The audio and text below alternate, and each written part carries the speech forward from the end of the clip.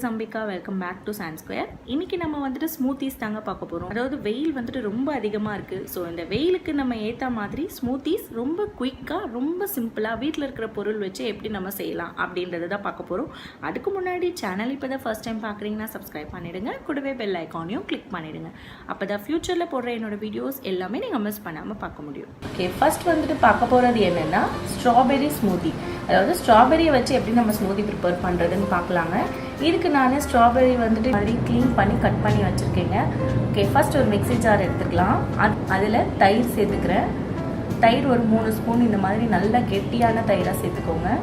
இதோட நாட்சக்கரை 2 ஸ்பூன் சேர்த்துக்கிறேன். ஈவன் நீங்கள் ஒயிட் சுகர் வேணும்னாலும் ஆட் பண்ணிக்கலாம், உங்களோட சாய்ஸ் தான்.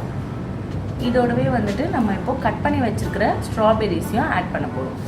ஆட் பண்ணி இதை வந்துட்டு நல்லா நம்ம பிளெண்ட் பண்ணி எடுத்துக்கலாம். நம்ம நல்லா பிளெண்ட் பண்ணி எடுத்தாச்சுங்க.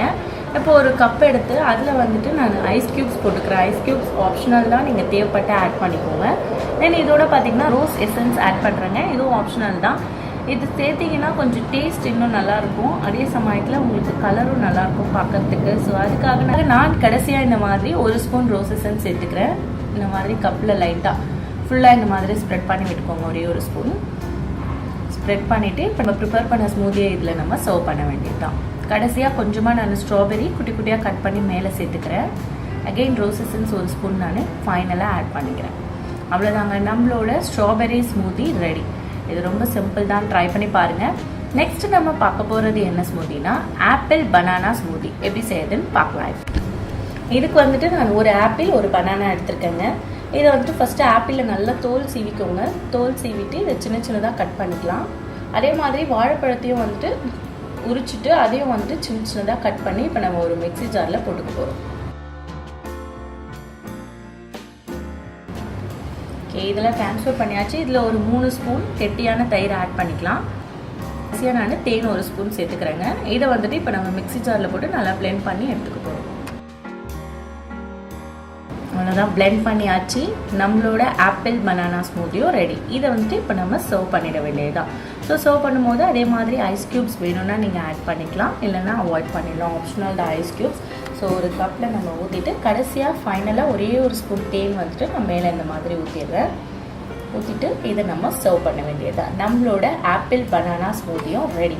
அடுத்ததாக நம்ம பார்க்க போகிறது என்னென்னா போமோகிரானட் ஸ்மூத்தி. அதாவது மாதுளை பழத்தை வச்சு எப்படி நம்ம ஸ்மூத்தி ப்ரிப்பேர் பண்ணுறதுன்னு பார்க்கலாம். இப்போ ஓகே, இதுக்கு நான் 1 கப் மாதுளம்பழம் இந்த மாதிரி கட் பண்ணி இந்த விதையை மட்டும் ஆட் பண்ணிக்கிறேன். இதோட தயிர் ஒரு 1/2 கப் சேர்த்துக்கலாம். தென் இது கூட டேட்ஸ் வந்துட்டு ஒரு 1/4 கப் சேர்த்துக்க போகிறேன். நான் டேட்ஸும் அதே மாதிரி கொட்டையெல்லாம் எடுத்துகிட்டு இந்த மாதிரி சின்ன சின்னதாக பிச்சு போட்டுக்கோங்க. ஸோ அதையும் வந்துட்டு இதோட நம்ம சேர்த்துக்க போகிறோம்.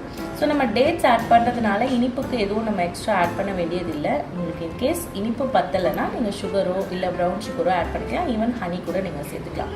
தென் ஐஸ் க்யூப்ஸ் நான் இதிலே போட்டுக்கிறேன். இது ஆப்ஷனல் தான், நீங்கள் தேவைப்பட்ட ஆட் பண்ணிக்கோங்க, இல்லைன்னா அவாய்ட் பண்ணிடலாம். ஸோ எல்லாத்தையும் சேர்த்து மிக்ஸி ஜாரில் போட்டு நம்ம நல்லா இதை வந்துட்டு இப்போ பிளெண்ட் பண்ணி எடுத்துக்க போகிறோம். அவ்வளோதாங்க, நம்மளோட போமோகிரானட் ஸ்மூத்தியும் ரெடி. இது நம்ம இதை ஒரு டம்ளரில் ஊற்றி சர்வ் பண்ண வேண்டியது. மேலே நான் கொஞ்சமாக வந்துட்டு மாதுளை விதை இன்னும் கொஞ்சம் ஆட் பண்ணிக்கிறேன்.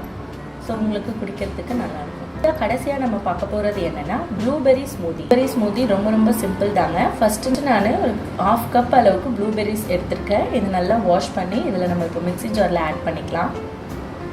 இது கூடவே தயிர் நம்ம எந்த அளவுக்கு ப்ளூபெர்ரி எடுக்கிறோமோ அதே அளவு தயிர் சேர்த்துக்கலாம். ஸோ நான் இப்போ 1/2 கப் ப்ளூபெர்ரிக்கு 1/2 கப் தயிர் சேர்த்துக்கிறேன். நல்லா கெட்டியான தயிர் ஆட் பண்ணிக்கலாம்.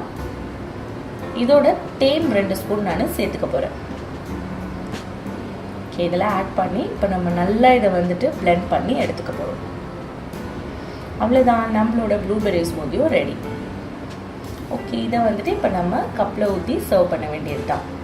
அவ்வளோதாங்க, நம்மளோட ப்ளூபெர்ரி ஸ்மூத்தியும் ரெடி. குழந்தைங்க பார்த்தீங்கன்னா பொதுவாக ஃப்ரூட்ஸ்லாம் சாப்பிட மாட்டாங்க. எல்லா வகையான ஃப்ரூட்ஸ்லேயும் ஒரு சத்து இருக்குங்க. ஸோ நம்ம அவங்களுக்கு பழமாக கொடுத்தா சாப்பிட மாட்டாங்க. ஸோ அதனால நம்ம ஜூஸஸாவோ இல்லை இந்த மாதிரி ஸ்மூதிஸாவோ போட்டு கொடுத்தோம்னா ரொம்ப நல்லது. நீங்கள் குடிக்கிறதுக்கும் ரொம்ப நல்லாயிருக்கும், அதே சமயத்தில் சத்தோடவும் இருக்கும். என்ன ஃப்ரெண்ட்ஸ், இந்த ஸ்மூத்திஸ் எல்லாமே ரொம்ப ஈஸியாக இருக்கும்னு நம்புகிறேன். உங்களுக்கும் பிடிச்சிருக்கோன்னு நம்புகிறேன். நீங்கள் இதை ட்ரை பண்ணி பாருங்கள். ட்ரை பண்ணி பார்த்துட்டு உங்களோட கமெண்ட்ஸ் என்கிட்ட ஷேர் பண்ணிக்கோங்க. திரும்ப இதே மாதிரி வேறொரு நல்ல ரெசிபியோடு உங்களை சீக்கிரமாக சந்திக்கிறேன். பாய் பாய்.